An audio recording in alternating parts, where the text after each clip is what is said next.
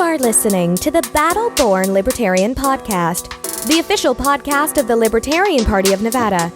Here's your host, Tyus France. Hi, everybody. Thank you for listening to the Battle Born Libertarian podcast. I'm your host, Tyus France.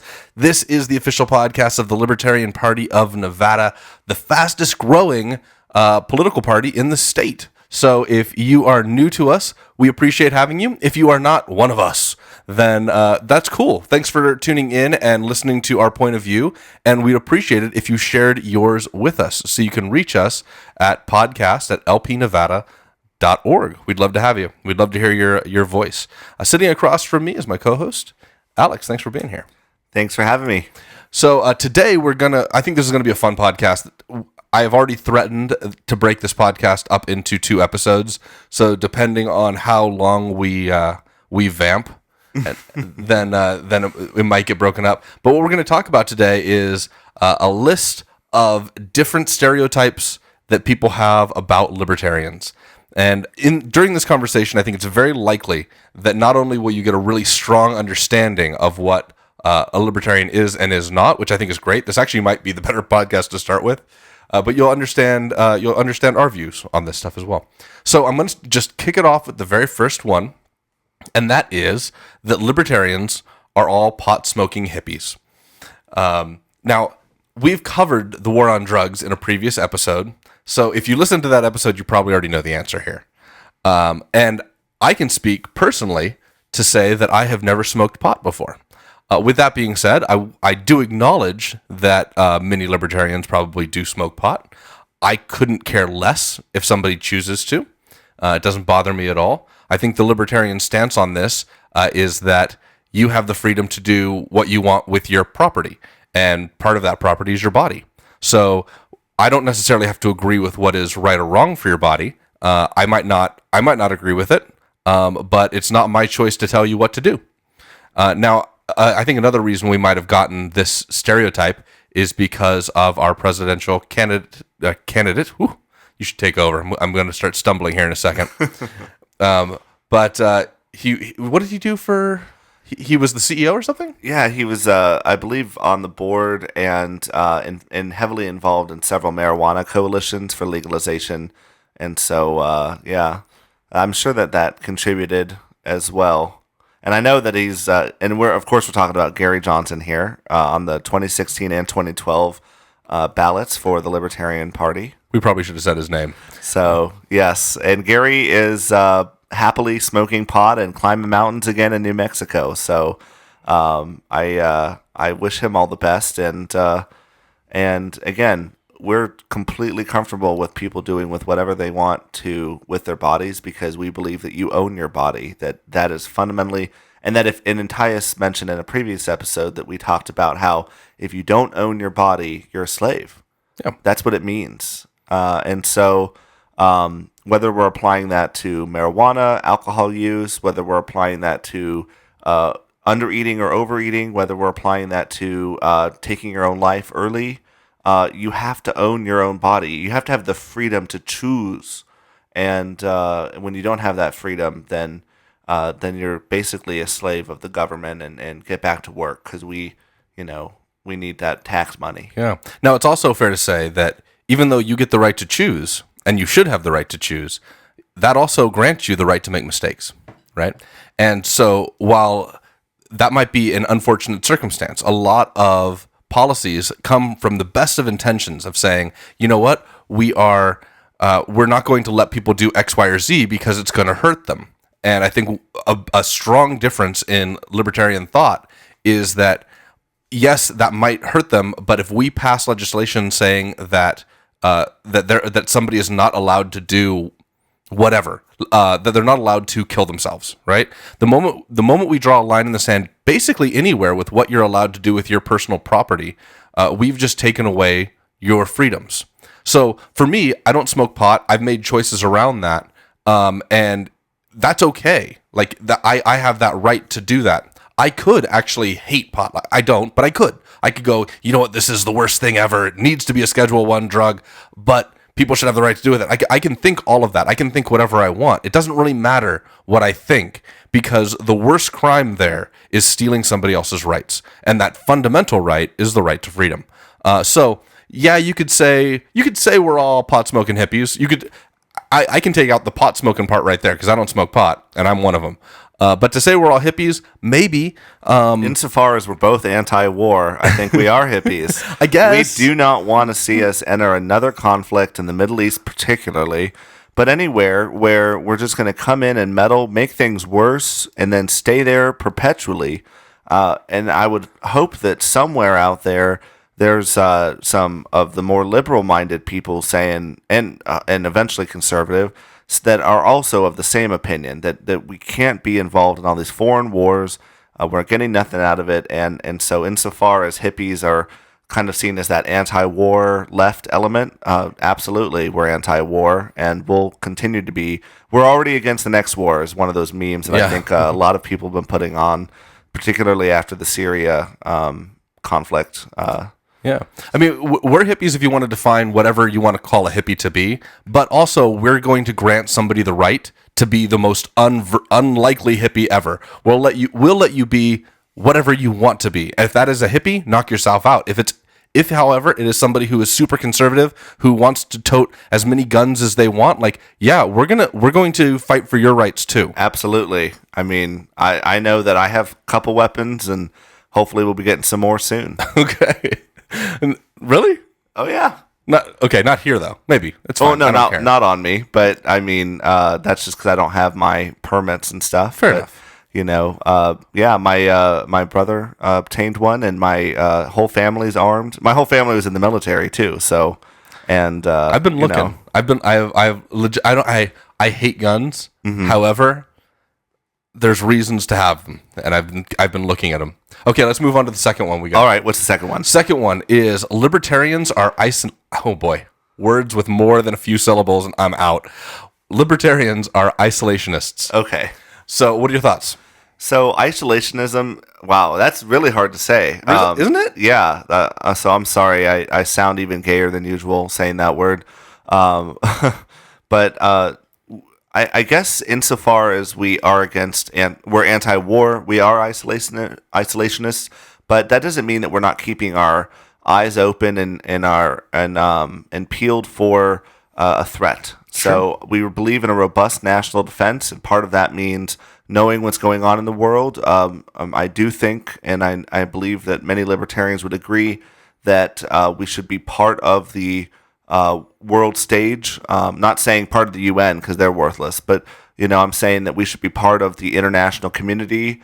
We should maintain diplomatic relations, all of that. And isolationist is really more of an early 20th century belief that we got dragged into World War I because we had these entangling alliances, and that we couldn't allow that to happen again. And so that's why we delayed our entry into World War II so long, and it took literally one of the most heinous acts on American soil for us to get involved in World War II. Yep. So when I compare that philosophy to what we have today, I would say that libertarians are not isolationists.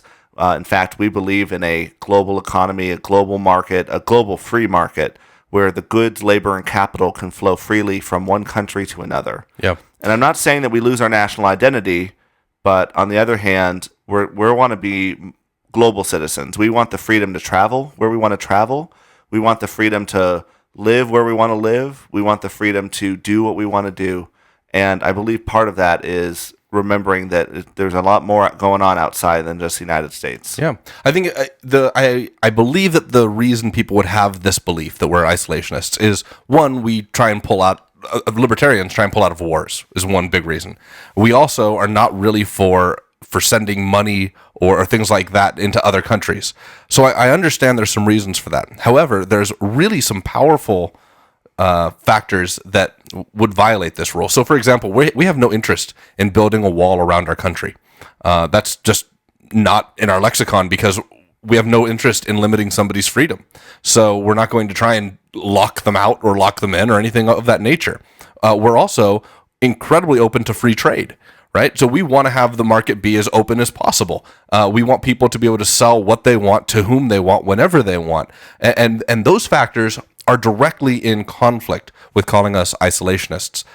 If anything, we may be a little bit of a peacemonger. We might not be interventionists. Yes, I think that's a great way of putting it. We're non-interventionists, but we are not isolationists. Yeah, I think that's the difference, right? Like, I want that border open. I want to walk across it back. I want to be able to vacation in Mexico without any kind of issues or border crossings or any of that kind of a problem. And I think that if we were saying if libertarians were pro-wall, wall us all off, keep everyone else out, create this nationalistic, right? Only products from here. Yeah, buy American, work American only. That's isolationist. That's saying we can do it all here. But any libertarian, all libertarians, I hope, believe in free trade. And if you believe in free trade, then you believe in buying things from other countries. You believe in visiting other countries. You believe in learning from cultures. Yeah, and you don't believe in this idea that America's first. You might put Americans first, but you don't put necessarily United States first, and that's nationalism. That's the idea that our country is better. Our country is better. That comes down to the individual right? Mm-hmm. Like, we look at it and we say, the rights start at the level of the individual, not at the level of the state or the country or the county or anything like that. You shouldn't define yourself in terms of your country.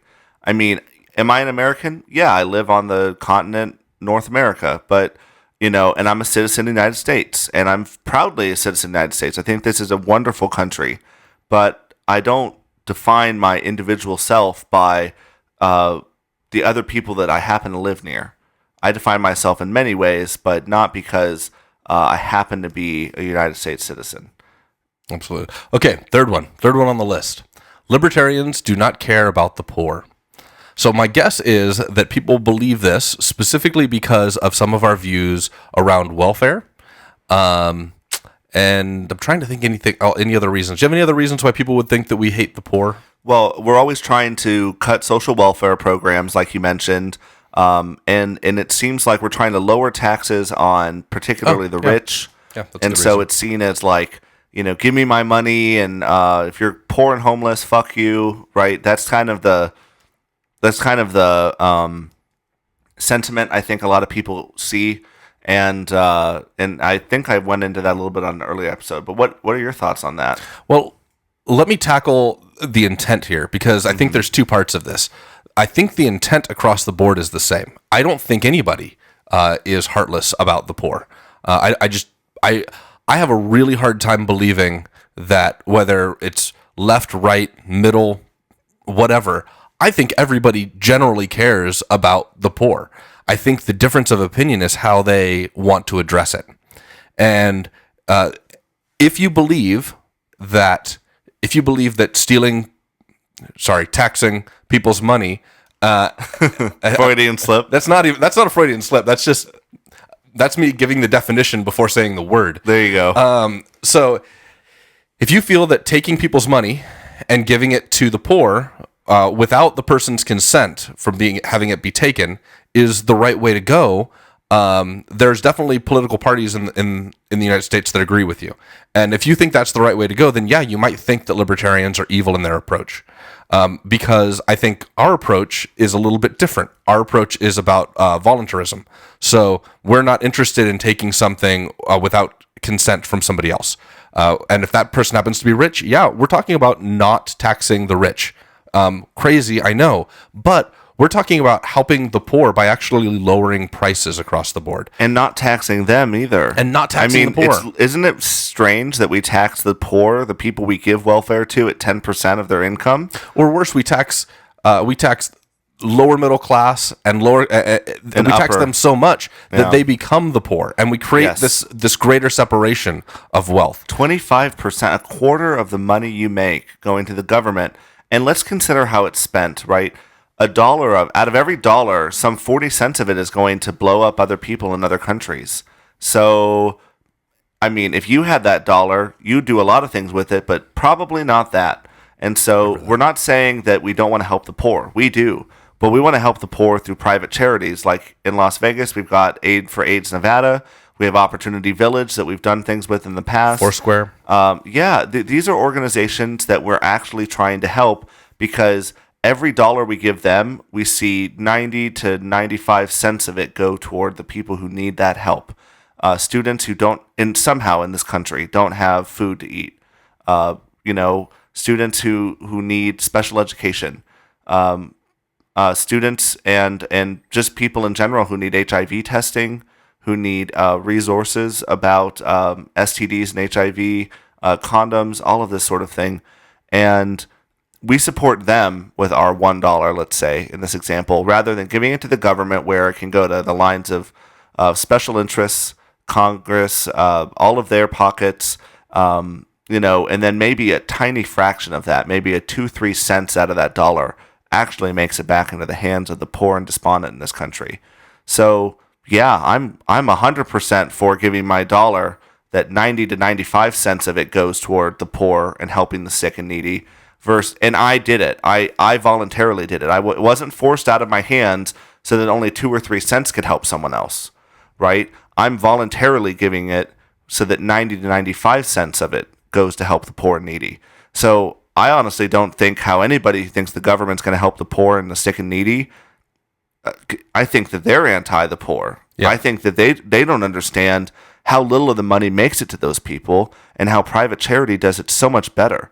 I mean, if you don't think the Bill and Melinda Gates Foundation has done a better job than the United States government at providing water in Africa, then you're just kidding yourself. I went up to Foursquare, which is a huge food bank we have here. And I was taking the tour, and I set up 2 very, very large volunteer events up there and coordinated them, got volunteers, the whole works. We should do that. That would be fun. We should. They're great. Yeah, the 3 Square Food Bank is one of the best places and resources in the state of Nevada. And I've thought about maybe we should do a Libertarian Party in Nevada food bank event there. I know who to call. But what blew my mind was during this tour, they were mentioning how all the lights were solar and all of this stuff, and a lot of it was donated, a lot of the solar and different capabilities, but they said our efficiency is 97%. Wow. So if you donate $1 to them, 97 cents of that dollar goes to helping people eat food that couldn't necessarily afford it.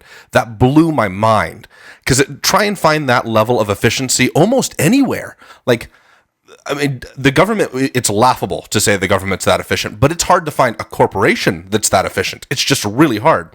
So some of the best organizations, the ones that do an incredibly good job, grow that way because they compete so aggressively and letting that free market compete. So I know that there's obviously corrupt charities. Nobody's denying the fact that they exist. Clinton Foundation. Yeah, they exist. Absolutely. They're corrupt organizations exist, and what ends up happening is people find out about the fact that it's a corrupt organization, so they want to then take their money and help a good organization.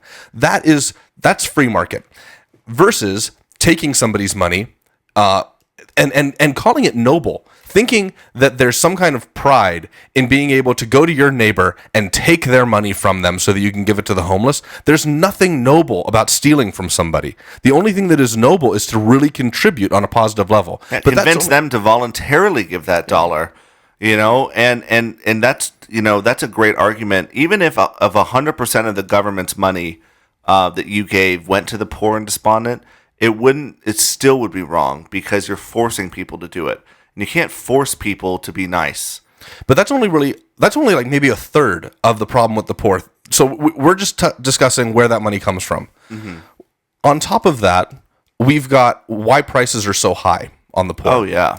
And a lot of that comes from regulation. A lot of that comes from subsidies. A lot of it comes from taxes too. There's so many different factors that the government ends up putting in place, often with good intention, but the end result is it makes prices go up too high, where the poor then can't afford it. And now there's a third section too, and that's going to be the regulations that prevent people that are poor from getting jobs. So if you wanted to be a hairdresser, you've got to pay a bunch of money to get licensed to be a hairdresser. And yeah. How many people are going to be prevented from being able to do that job? It should be as easy as I bought a pair of clippers at Walmart. I had some training from a friend of mine that does it, and now I'm offering it maybe at a lower cost because I'm still learning, but I should be able to open up that business and make money for myself. And now what you're saying is that the investment to start a hair salon or any of that sort of thing goes from $35 pair of clippers and some training from a friend to 10,000 hours or some just ludicrous number of salon hours at a beauty training salon where you can learn all of this stuff. Well, maybe all you were going to do is buzz cuts, or I don't know. Shouldn't you have the right to decide? If and you want to open up a lemonade stand free. Yeah, if you want to open up a lemonade stand, you should have the right to make your lemonade and sell it in front of your house. If I want to care. make cookies at home and sell them, I have to go through so much licensing to do it. When I should be able to just make a batch and say, hey, if anyone wants these, it's $2 a dozen or something. But if you want to do that, this is another area that regulation stops. Like, imagine minimum wage. We always look at it and go, well, we want the poor to be paid well. Well, the poor cannot compete against people that have a skill that is $15 per hour. The poor might need to compete at a level that is $8 an hour. But you know what? That's a lot more money than unemployment. That's a lot better than not bringing in any money at all. And I know you might go, well, that's crazy. But you know what? If they're allowed to go out and mow somebody's lawn or pull somebody's weeds at a really low price, they can now compete. They can now do something about it. While if they have to pay crazy amounts of money, well, all you're doing is you're forcing people to charge a lot of money for skills and only let the big companies compete in those markets. You're preventing somebody from starting a business. You are going to be perpetuating the poor. So we care about the poor. We care deeply about the poor. And nowhere have we gone after regulations like in blue-collar jobs. There is no other group of jobs that I can think of where we have so overregulated. Because to be hired as an engineer in the state of Nevada, you usually just have to have an engineering degree, but in some cases you don't even need one of those. But if you want to be hired as a landscaper, you have to be licensed, bonded, insured. You have to have had all of this state business license. I mean, there's no wonder you can't find a good pool person in Nevada. And you can't, by the way. Yeah, if you live here, it's you cannot. It's a real problem. And the reason is because the people who are good at it have no opportunity to start their own business and be their own manager. So you get stuck working for a company that charges you $60 a fucking week or some shit to clean your pool when it doesn't cost nearly that much in chemical and time. But they have to charge that much because we're having to pay, the consumer is having to pay for all of this stuff. So to say that the libertarians don't care about the poor, I think people just don't understand that we care about the poor and we know what will help them. We know the free market will help them. We know helping them get a job because there's not all these regulations standing in the way will help them. We know lower prices will help them. And we know private charity will help them in ways the government has not only caused problems, but generally has 2 or 3% efficiency, not 97%. Yeah. Ooh, gosh, that got me all fired up. I care so deeply about the poor. I kind of grew up really, really poor, so I care a lot about that. I have a very good friend that grew up very, very poor on food stamps, and he's now, a multimillionaire. And we have conversations about this kind of stuff all the time. And ultimately, we come to the same conclusion. And we don't come to the conclusion based off of ideology. We come to this conclusion based off of seeing what has worked in our lives and a strong understanding of economics. And that's where you really have to start to get a better understanding of it. It's easy to just say, oh, we take money. Oh, the government will do it. The government will pay for it. Like, if you start there and that's as far as you go, it might seem like it makes sense, but you've got to go another step further. Okay, where's the government going to get that money? Are they going to be borrowing it and charging it back to us at a later point with interest? Or are they going to be taking it from us? You've got to continue down that rabbit hole of investigation to really understand where the economics end up punishing the poor, not rewarding them. Okay, let's move on. I've got to get off that soapbox so that I can lower my heart rate. Okay, so here we go. Next one is libertarians support racism and discrimination. Oh. So let's start off this one too by evaluating why people might think this. So I think one reason that people might think this is because we believe in freedom, we believe that people not only have the right to say what they want, freedom of speech, but they also have the right to think what they want. And now, similarly to kind of my conversation around pot and drug use and hippies, that does not necessarily mean we have to agree with them. So if somebody doesn't want to make cakes for somebody who's gay, there have been places that have said, you know what, we need to regulate that. We need to go in and force them to make the cake for somebody who they don't want to sell the cake to. That is an angle, and you can say, well, the regulation that's going in there to do that is obviously not racist or discriminatory or prejudice. You can look at it that way, but they're also removing somebody's freedom, as we've talked about. So our vantage point is we would prefer to let the free market handle it, and a way of handling that is, let's say they don't want to make cakes. Great, they don't want to make cakes for somebody. We don't have to shop there, and that's going to be a greater punishment to that organization. Oh yeah, like the big cake baking thing that we saw last year. The business went out of business because people didn't want to shop there. Mm-hmm. People didn't want to be associated with a business that freely discriminates against people who just want to buy a wedding cake. Yeah, you know. And we could see the same thing happen with this recent United Airlines incident. We could say, oh yeah, the government could come in and apply all these regulations and decide what rules the airline has and it can and can't do. We could go that route. That's certainly a route that many people are going to advocate for. However, we could also go the route of looking at it and say, you know what? Why don't we let the airline do what they want to do and the passengers do what they want to do? And the passengers are going to end up going on the airlines that treat them the best, rather than the airlines are all going to be forced into doing the exact same thing, and we end up making a monopoly. We end up making a government-run monopoly. I suppose... Oh, go ahead, sorry. I think one of the other reasons that people got into that is that, unfortunately, there's not as much diversity in libertarians as there should be. Liberty is something that I think all of us as humans can fight for, but we have had a lot of, let's just say, the straight white male be the kind of, I don't know, the poster for libertarianism. I'm the poster boy. Good to know. And...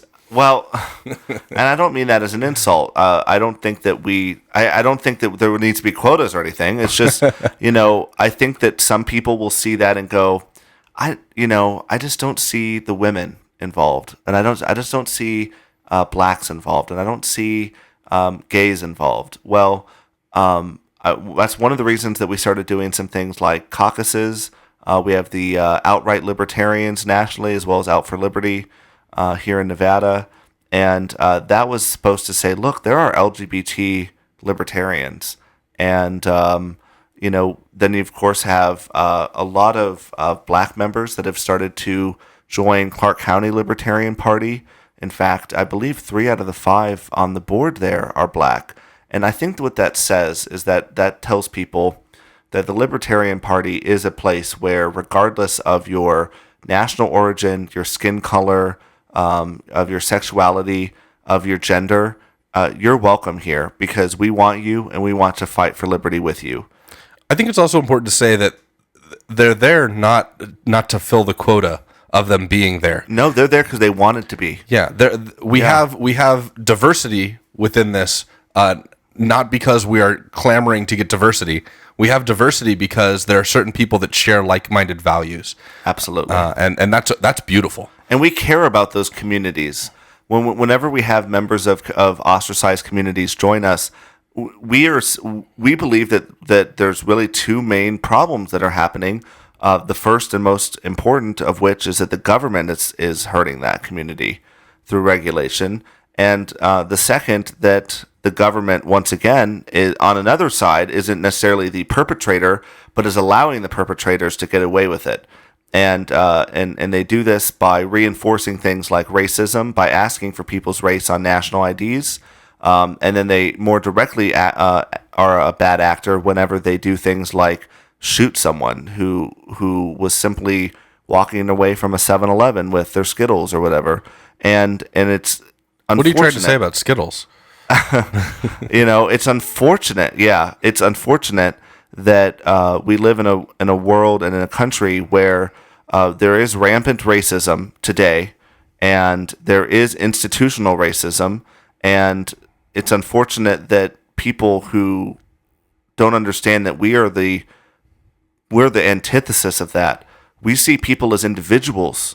We care about them on an individual human level, not in a race which doesn't even exist, or national origin, or any of those levels. We don't care about that. We really don't. We're not racist. Now, if you want to be a racist, that's fine, but I ain't going to eat there, and I'm going to tell my friends not to eat there, and we're going to Yelp destroy you, and then we're going to get Twitter and Reddit involved, and before you know it, you're out of business. That is so much more effective than the government passing a law so that people can take someone to court and get $8,000 of reparations. That's not going to stop them in the way of all of their customers drop them. Yeah. People won't sponsor them on TV. They can't get advertising in the local newspaper. These private organizations can put far more pressure on a business or an individual than any kind of... and you don't have to serve racist customers either. That's the other side of this, is that if you're a business that is anti-racism, then you don't have to support people. You can discriminate against people. You have the right to refuse service to people who want to walk in there with their white nationalistic shirts or their anti-gay marriage shirts. You could absolutely refuse them service, and I think that would be great. Yeah, think about it on an individual level. If you have somebody in your life that is close to you, or that, let's say, near you on a regular basis, and you know that they're racist, you can stop associating with them. On the other hand, if you try to regulate all of this, then maybe you're not allowed to stop associating with these people. Maybe you have to continue to associate with them, which is what we're saying when we're saying, like, oh, sorry, they have to bake cakes. You're forcing them. So let's say you had to associate with them, and they're not allowed to say what they believe, but you know what they believe, and they know what you believe. You guys all hate each other. Or you could simply say, I don't want to have anything to do with you. Not only are they allowed to discriminate and potentially wrongly discriminate, you're also allowed to discriminate against them for being that way. And that's a really powerful place to act, that place of freedom where we all move forward together, and those who really are not with the times, are not understanding diversity, are not tolerant, they get left behind, or they better catch up. And in some ways, they're dying out, and I think that's great. I mean, I think it's great that our country continues to get more diverse, more of a melting pot, and more of a individuals. That's where we care about. And I think that's another reason why we're seeing this very libertarian moment. We're seeing a resurgence in the ideas of libertarianism coming from the youth. And I believe that that's happening because people who grow up today didn't grow up with rampant racism, didn't grow up with rampant homophobia. They're growing up in a day and age where that's freely tolerated by the majority of Americans, and on an individual level, not a government level, not even a business level, but on an individual level, we've made a difference. And we've become far more tolerant of women in the workplace. I mean, are they still being treated unfairly? Oh, of course. But it's better than 100 years ago when we were publishing guides about the perfect housewife. And it was ludicrous. Yeah. I mean, their right to vote, it was like 100 years ago voted on. Like a lot of this stuff is not old. A lot of this stuff is not old. Yeah, people think that it's took place like thousands of years ago, and from our perspective, it did. I mean, when I was growing up in the 90s and I had my first grade teacher or second grade teacher, Judy Ashby, read us a book about Rosa Parks, I was convinced in second grade that took place hundreds of years in the past, not my mom and dad lived through it. From a child's perspective, it did take place a long, long time ago. And in some ways, that's amazing because they've never known a world where that was a big deal. They've never known a world where Rosa Parks isn't a hero. And I think that every day we continue to see the world become a better place and see America become a better place, not because the government's forcing people to do something, but because we've had an opportunity for the individual to care about someone else on an individual level. Yeah, I mean, obviously there's a direct correlation between a lack of payphones and discrimination decreasing. Okay, let's move on to the last one, or not. When I say last one, not even close. However, we're going to break this up into 2 episodes. So this is going to be the last one of this episode, but we're going to continue our list of stereotypes right after this episode with our next one. So the last one we're going to cover on this is that libertarians are anti-religious, anti-religion. I guess I'm gonna go first because I happen to be the token anarchist. I'm sorry, Atheist. I'll go with anarchist too. But I am the token atheist in the room right now, and so my viewpoint on this, there happens to be a lot of atheists who are libertarian, as well as there happens to be a lot of Christians who are, and Jews who are, and everything else that you could imagine, because it has absolutely nothing to do with religion. Now, I'll tell you that I started on the religious thing a long time ago, and I kind of looked at things and went, you know what? I don't believe in Thor. I don't believe in Zeus. What's to say one more that I won't believe in, right? Well, and in limiting my thoughts around religion, going, you know what? I need less and less of this than what I thought. The same exercise did end up applying to me with politics. So the more I kind of looked at it, I would investigate one area, and then that would kind of decay, and I'd go, okay, let's say I don't need that. Let's say I don't need this. Let's say I don't need that. And then I had to look for a party that might align with those values. So I can see how an atheist or somebody who's agnostic might end up being a libertarian. However, I could also see a very clear path for anybody who cares about personal freedom, or anybody who has a strong understanding of economics. I can see a lot of different roads to getting to the same spot. And the level of tolerance within this, because it's about personal freedom, means that you're going to have a great deal of diversity, and that might mean any number of religious beliefs. Is that fair? Absolutely. And I would think that there's a significant, if not majority, of libertarians who are religious, because it reflects the fact that there's a majority of Americans who are religious.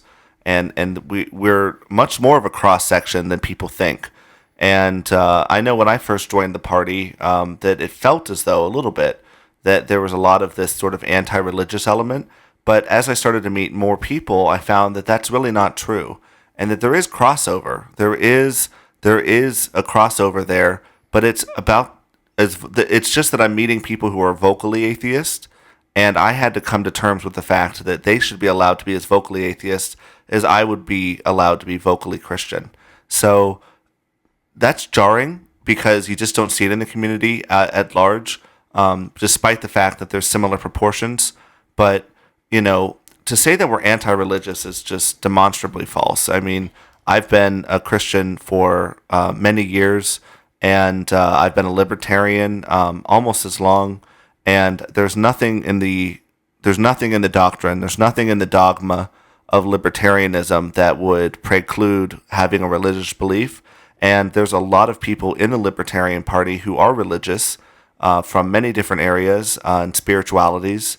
And I think that's great. And for me, religion is about, and again, not to touch too much on the science thing, but, it's on the other side of science. It's what can't be proven true or false. It's vacuous truths. It's things that aren't testable. Alternative facts. You're allowed to, no, not alternative facts. They're beliefs about the world that aren't, that no one can tell you are wrong. In other words, they're not provable or they're not falsifiable. And so you're welcome to believe in a world that has Santa Claus. You're welcome to believe in a world that has Harry Potter. I don't think that there's anything wrong with that. I don't think that you're crazy whatsoever for believing in that. It's no crazier than believing that there's an omnipotent God living up above us somewhere who sent down his only son to be crucified. I mean, that's ludicrous. Sure. If you only put it in those terms, right? That's no more ludicrous than believing there's a self-contained Hogwarts that is invisible and that muggles that can't see it and can't know about it. And if we do find out about it, we're magicked our memories away. I mean, there's nothing ludicrous at all about believing in the fantastic. So are you discriminating against the muggles? Is what I'm hearing? Yeah. Well, I mean, obviously, if you're a muggle born, you're lesser. I mean, clearly. We all know that. Mudbloods. We would all choose to be, wizards if we could, right? I think, speaking of wizards, Penn Jillette, who is one of our celebrity libertarians of Southern Nevada, he put out a video a long time ago about how he thinks that people that are religious should proselytize. He thinks that if somebody absolutely has the conviction that he's going to go to hell, and they have a chance to try and save him from that they should absolutely be going out there and doing that. Which then churches ended up playing that and everything because they loved the idea that, like, he's a big atheist too. So they loved the idea that this atheist would say, hey, go out and proselytize. But it comes down to, as so many things do, this personal level of freedom. As long as you don't violate the non-aggression principle, the idea that you don't aggress against others, you don't harm other people, and as long as your religion is yours, you can do whatever you want with your mind and your body and your thoughts and your philosophy, and any of that is on the table. And the truth is, I'm actually kind of interested in having the conversation with you about it. I don't think within our party there's really anything off the table. And in fact, there's some situations that are really ambiguous, and we're probably going to get into those in future episodes of the podcast. But we gain understanding through these conversations. We don't actually gain understanding through just having a dogma and making sure everybody believes in it. Absolutely. So let's wrap up this beautiful show. Where can our listeners find you, Alex? Best place to find me is facebook.com/alexmd.liberty. Wonderful. I love it. If you want to find me, you can find me at tyusfrance.com or on Facebook, Instagram, or Twitter at tyusfrance. Our website to find everything about the podcast itself, or actually the Libertarian Party of Nevada, is lpnevada.org. You can email the podcast at podcast@lpnevada.org. Please leave a positive review on iTunes or whatever aggregator you're getting the show from, and share the show with your friends. But make it all about freedom. This show is brought to you by the Libertarian Party of Nevada. Music is provided by T. Sims. Please support the show by subscribing, sharing it with friends, and leaving a positive review on iTunes. For more information or to learn how to get involved, visit lpnevada.org. Thank you for listening.